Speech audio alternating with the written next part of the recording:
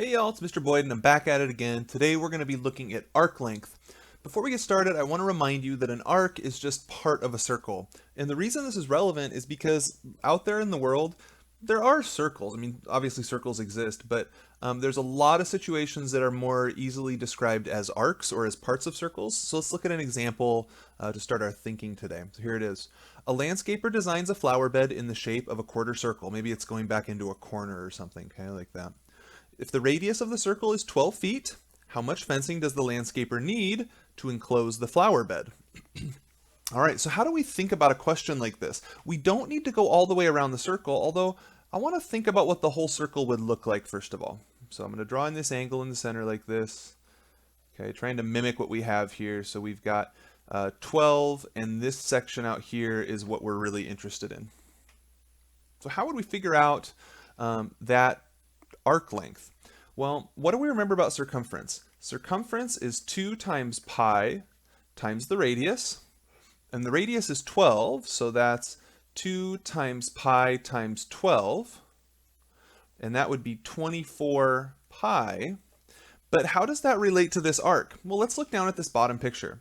And what we want to know is how much of the circle is this arc covering? Well, since that's a 90-degree angle, we would have 4 90-degree angles to go all the way around a circle. So it's 1/4 of that. So the arc, in this case, is equal to 1/4 of the circle, which is 24 pi. 1/4 of 24 pi, that's 24 divided by 6, so that is 4 pi. Now this is a real world context. In a real world context, it's appropriate to round your answer with a decimal. So 4 times pi is 12.56, and I'm going to call that 12.6 feet. So that's what we're going to look at in today's video. We're going to have some examples that, at least at the very beginning, are a little bit harder to think about, but this is our broad concept for today, how to go from finding a whole circle's circumference down to just a part of it, finding the arc. Now let's build on our understanding from that first question with 3 examples that are all really the same question, but just looking at it in 3 different ways. All right, so here we go. What fraction of its circle is each arc? Okay, how would we think about that? AB, here we have our first example. We remembered that this symbol means the right angle, which means 90 degrees. So what I'm going to put, and guys, I get that a lot of you can look at this first example A and you know the answer is 1/4 already, but I want to show you why in a way that would work for any question in the future, okay? We know this is 90 degrees. A whole circle is 360. And so actually I want to remind you how to simplify fractions in this too. Both numbers on top and bottom are divisible by 90, so we're going to do that. And when we do, this says 1/4. So it's true, that is 1/4 of the circle. What about B? Arc CED, let's highlight that so we can all agree. Arc CED goes around the circle from C to E to D. Is what fraction of the circle? We're going to look at this 2 different ways. One of them, this is a semicircle, which is 180 degrees out of 360. Both of those are divisible by 180. And that turns into 1/2. That's half the circle. And that should make sense when you look at it, half the circle's covered there. Okay, what about C? Arc from E to F. So let's highlight that. From E going around to F is what fraction of circle P? So we can use that central angle here, which is 120, because we see it there. That's 120 out of 360. Both of those numbers are divisible by 120, so that comes out to 1/3. So why does that matter? Well, let's kind of define an arc in a different way. Now, I don't think this is going to be in your book, but this is what I've found really helps students. An arc is part of a circle. Let's turn that into an equation.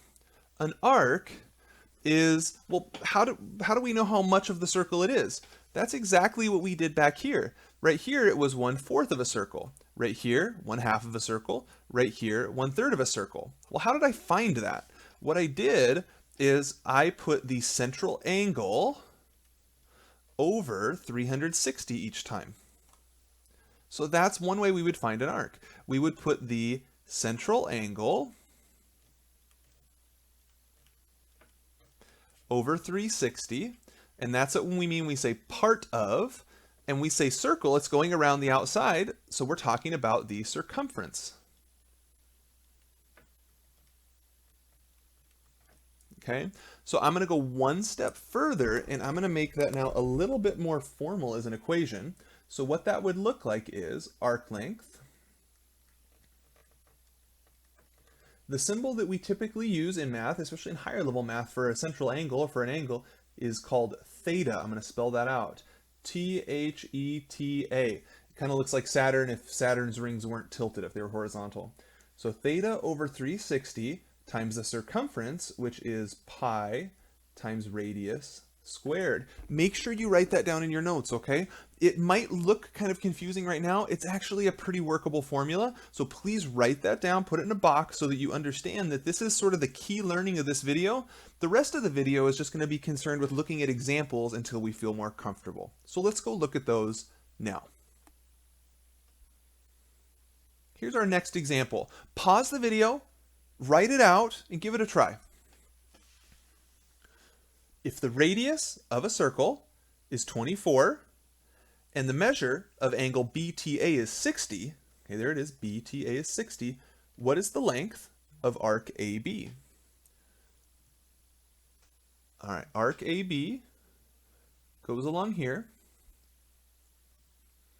And this question is actually trying to trick us. In order to see how, I'm going to go back to that formula we wrote down just a minute ago. What I said specifically is that we needed to use the central angle, the angle that occurs at the center. And notice in all these examples that we've done, the angle did occur at the center point. But this example is different. This is an inscribed angle. It's down here. So what we'll do to get past that fact is we're going to draw in the central angle. Now, do you know how many degrees are in the central angle? It's obtuse, it's not 60. You may remember from a few videos ago that the inscribed angle is always half as big as the central angle. So the central angle then is twice as big. So it's 120 degrees, which means 120 degrees is the angle which describes that arc. Now with that said, I'm going to come back to this formula, so please look there in your notes as I go through this calculation. Now that we know the central angle, so arc AB is equal to the central angle, which is 120, divided by 360, times 2 times pi times the radius, which is 24 centimeters.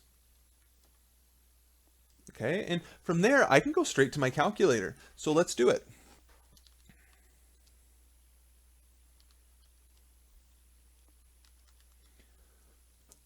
And when I do that, I get 50.3.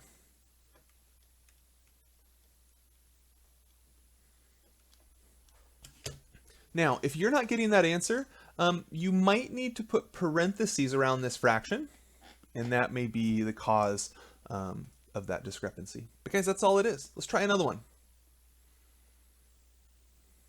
Okay, as always, I want you to pause the video, draw the picture, try it yourself. Then watch the video to get some feedback on how you did and to get some help if you need it. All right, let's consider what we know in this question. We know the central angle is 150. This out here, what is it describing? It looks like it's describing arc AC. So I'm going to make a note of that. Arc AC. And it's specifically describing the length. Now, at first, some people think that's more confusing. It's actually not a big deal. I'm going to rewrite that formula out we had a minute ago. So that was that the arc length is equal to theta over 360 times 2 pi r. And what we're going to do is we're going to plug in all the information that we know into this formula. I do know the arc length. It's given. It's 10 pi. What else do I know? Do I know theta? Yeah, I do. It's 150. 150 over 360. The 2 is still there. The pi is still there. Do I know what r is? Nope. It's sitting right there. So here's how we know if this is going to work or not. We need to be able to see only one variable remaining in our equation. How many do you see? Remember, pi is a number. R is a variable. Theta is a variable. And arc length is a variable. We turned the variable into a number here using the input from the question. Theta turned into a number, so the only variable remaining is r, which means we're in good shape. We can answer this question. So let's do it. The algebra might be a little bit new, but remember, the goal of doing algebra steps in this case is to get the variable by itself. So one easy step to do right now is to divide both sides by pi, and watch what happens. Because both sides have pi, it cancels on this side. It also cancels on this side. So now I have 10 equals 150 over 360 times 2, although you know what, I'm actually going to do the times 2 right now. Let's do 2 steps in one. Let's do 2 times 150 is 300, and then the r is still here. Now notice that says 300 over 360. What that really means is 300 divided by 360, which means I can multiply both sides by 360 right now. And that'll cancel out the 360. This becomes 3600, and then we have 300r over here. Let's divide both sides by 300, so r is by itself. And then what do we get? Looks like I get 12. So I'm out of space. I'm going to come over to the right. 12 equals r. Let's go back to the picture and see if that answer makes sense.